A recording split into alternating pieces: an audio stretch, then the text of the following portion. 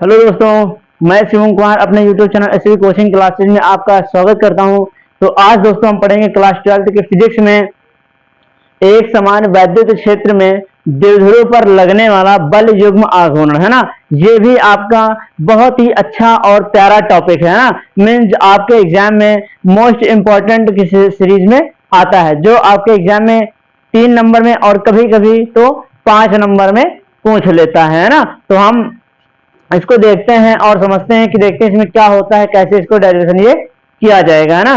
तो मैंने लिखा है कि एक समान वैद्युत क्षेत्र में द्विध्रुव पर लगने वाला बल युग्म आघूर्ण। तो सबसे पहले तो आपको वैद्युत क्षेत्र की देखिए एक समान वैद्युत क्षेत्र बनाना है। तो देखिए मैंने एरो दे रखा है, ठीक है। ये मैंने बनाया और इसमें मैंने एक ट्रायंगल बना रखा है, त्रिभुज बना रखा है एबीसी, है ना। तो सबसे पहले तो आप ये देखिए भाई मैंने द्विध्रुव लिखा है, तो द्विध्रुव हमारा ये हो जाएगा। देखिए मैंने लाइन खींची यहाँ पर और हमारा ये क्या है, एक द्विध्रुव है ना।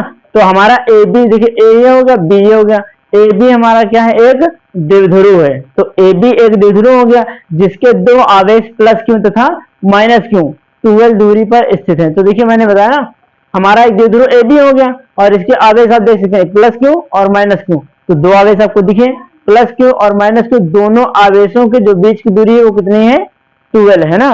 तो दोनों आवेशों के बीच की दूरी 12 होती है। उम्मीद करते हैं कि ये आपको पता होगा, पहले से मैंने बताया कि भाई दोनों आवेशों की जो बीच की दूरी होती है वो 12 होती है। तो यहां से आपका हो जाएगा 12 मीन्स दो द्विध्रुव के दो आवेश होगा, प्लस क्यू माइनस क्यू, और दोनों आवेशों के बीच की दूरी कितनी हो जाएगी, 12 हो जाएगी, है ना।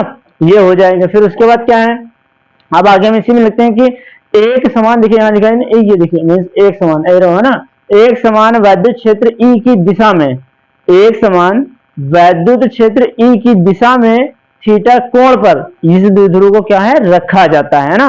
इस द्विध्रुव को एक समान वैद्युत क्षेत्र ई की दिशा में थीटा कोण, देखिए थीटा लिखा है, थीटा कोण पर रखा जाता है। तो अब इन्हीं आवेशों को रखा जाता है, ठीक है। तो मैंने थीटा कोण पर रख दिया है। फिर ठीक है, फिर क्या करें, क्षेत्र के कारण, यह आपका हो जाएगा क्षेत्र के कारण इन्हीं आवेशों पर बल लगता है ना।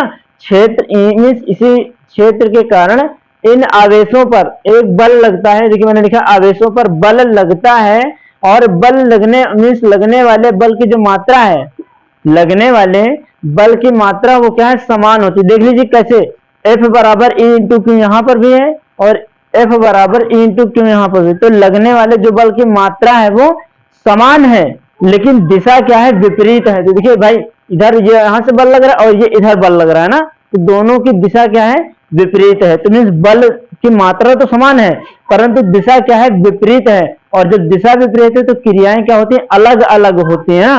जब दिशाएं अलग मीन्स क्रिया क्या, देखिए लिखा है विपरीत तथा क्रिया, ये क्रिया हो जाएगा ऐसे, तथा क्रिया अलग अलग होती है जिसके कारण ये बलयुग्म बनाते हैं ना, जिसके कारण ये बलयुग्म बनाते हैं। तो ये आपकी जो आपके एग्जाम में है, आपको डेरिवेशन बनाना पड़ेगा, है मीन्स फिगर बनाना पड़ेगा, और जो स्टेटमेंट है वो में लिखना पड़ेगा। अब हम चलते हैं डेरिवेशन में, देखते हैं क्या क्या लिखा जाता है ना। तो यहाँ पर लिखेंगे, सबसे पहले लिखेंगे टाउ बराबर मीन्स बलयुग्म बराबर, टाउ बराबर बलयुग्म बराबर बल गुणे लंबवत दूरी, बल गुणे लंबवत दूरी, ये हो जाएगा बलयुग्म बराबर लंबवत दूरी, ठीक है। ये हो जाएगा समीकरण 1। देखिए हमने क्या लिखा है, टाउ बराबर बल गुणे लंबवत दूरी, है ना। अब यहां पर हम लिख सकते हैं इसको ऐसे, टाउ बराबर बल, बल को हम क्या लिख सकते हैं, एफ, है ना, एफ इंटू, और लंबवत दूरी कितनी है, लंबवत दूरी हमारी ये हो जाएगी ना बीसी, तो यहाँ हो जाएगा बीसी। समीकरण इसको मान लेंगे 1। तो टाउ बराबर एफ इंटू बीसी हमने मान लिया। भाई बल को ऐसे डिनोट करते हैं, तो टाउ बराबर एफ इंटू बीसी, समीकरण 1 हो जाएगा। ये आपका इतना हो जाएगा। अब हम चलते हैं त्रिभुज में, त्रिभुज लिखेंगे, त्रिभुज ए बी सी में, त्रिभुज त्रिभुज ए बी और सी में, है ना, त्रिभुज एबीसी में। तो त्रिभुज एबीसी में आप क्या जाएंगे, साइन थीटा लेंगे। तो त्रिभुज एबीसी में बराबर लिखेंगे साइन थीटा बराबर, साइन थीटा को क्या होता है, लंब बटे कर्ण, है ना। तो यहां हो जाएगा लंब बटे कर्ण हो जाएगा, लंब बटे कर्ण हो गया। अब यहां से देखिए हम यहां से यहां लिख रहे हैं, तो साइन थीटा बराबर लंब बटे कर्ण हो जाएगा। अब इसमें देखिए लंब हमारा क्या होगा, आप देख सकते हैं लंब हमारा क्या होना चाहिए भाई, बीसी होगा ना, वही तो हमारा लंब होगा, कि थीटा यहाँ पर है तो जाहिर सी बात ये 90 डिग्री होगा। अब यहाँ 20 ये होगा हमारा लंब और ये मीन्स क्या होना है हमारा ए बी हो जाएगा। तो हम यहाँ लिखेंगे लंब मीन्स हम यहाँ लिखेंगे साइन थीटा बराबर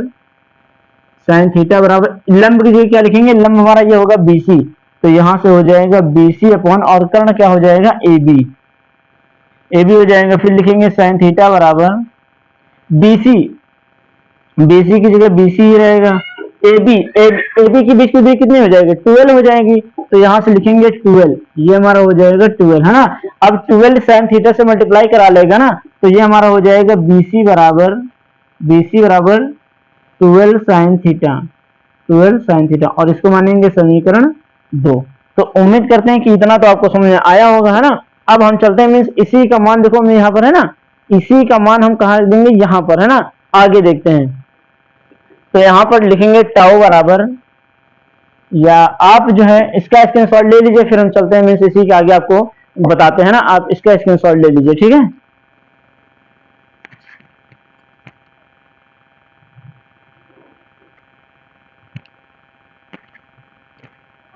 तो दोस्तों आपने स्क्रीनशॉट ले लिया होगा, मैंने इरेज नहीं किया है, मैं इसी के आगे आपको बता रहा हूं। तो यहाँ लिखेंगे देखिए समीकरण 2 का मान बीसी दिया है ना, समीकरण 1 में रखने पर लिखेंगे समीकरण 2 का मान समीकरण 2 का मान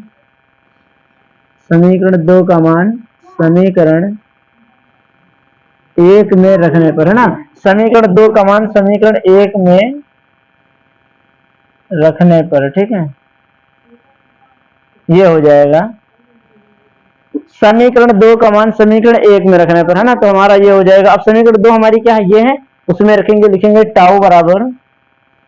अब आप देख सकते हैं भाई मैंने एफ बराबर भी लिखा है, एफ बराबर ई इंटू क्यों, तो जहां आपका एफ है वहां पर हम ई इंटू क्यों लिख सकते हैं ना, क्योंकि मैंने बल बताया, तो यहां हो जाएगा ई इंटू क्यों, और उसके बाद बीसी का मान कितना है 12 साइन थीटा, तो यहां से हो जाएगा 12 साइन थीटा टाउ बराबर।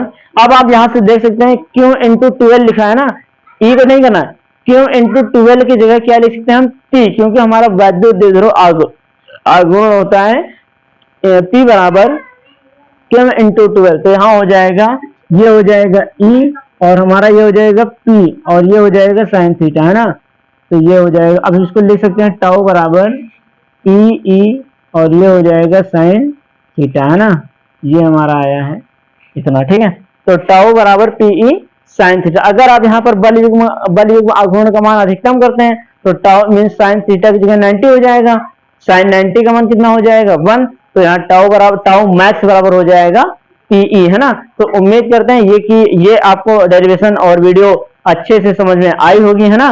अगर आपको वीडियो अच्छे से समझ में आई होगी तो आप हमारे चैनल को ज्यादा से ज्यादा इस वीडियो को ज्यादा से ज्यादा लाइक करें, शेयर करें और सब्सक्राइब करें है ना, क्योंकि दोस्तों मैं ये सब आप ही लोगों के लिए मेहनत करता हूं ताकि आप आने वाले बोर्ड एग्जाम में अच्छे से अच्छा नंबर गेन कर सकें, प्राप्त कर सकें, और उम्मीद करते हैं कि आपको एग्जाम में मीन्स आपके जो मार्क्स हैं काफी ज्यादा अच्छे होंगे है ना, और आप मेहनत करते हैं तो काफी अच्छे नंबरों से आप पास होंगे, तो इससे आपको काफी अच्छा फील होगा, मीन्स आप अच्छा महसूस करेंगे है ना। तो दोस्तों आप हमारी वीडियो को ज्यादा से ज्यादा लोगों तक शेयर करते रहिए है ना, और सब्सक्राइब करते रहिए, और अगर आप हमारी वीडियो अच्छी लगी हो तो आप एक प्यारा सा कमेंट जरूर करें है ना। तो दोस्तों मिलते हैं नेक्स्ट वीडियो में ना, thanks for watching this video.